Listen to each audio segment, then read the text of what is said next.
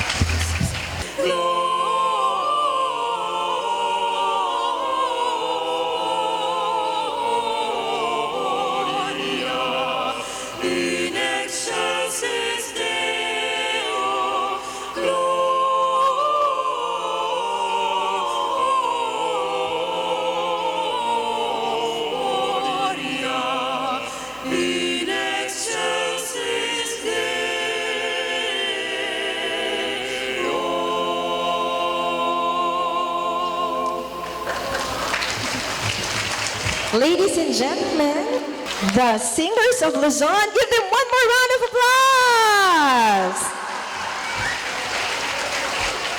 Aren't they amazing? Yeah? Let's challenge Miss Donna. Yeah, you challenge okay? me. Okay. Okay, Ate Eunice will give us a come on. high note. Let's see if Miss If I can Donna can copy. sing the same.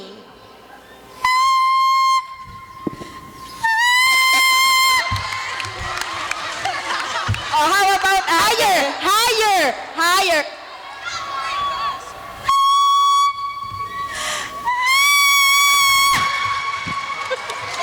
One last!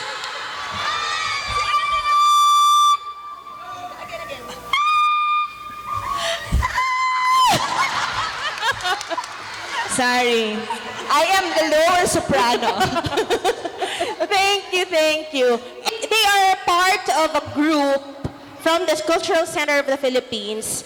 That group actually tours around the Philippines and even abroad because they want to promote music as a source of unity and peace. And so, upcoming is, where are you going?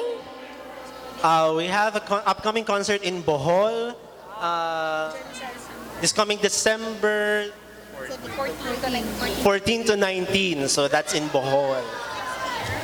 Next year, we have a concert. I think the schedule is on Makiling in Laguna. January in Jensan in Mindanao. And March in Makiling. And then in CCP, then off to Europe. Amazing. Ah, amazing. So thank you for inspiring us this morning.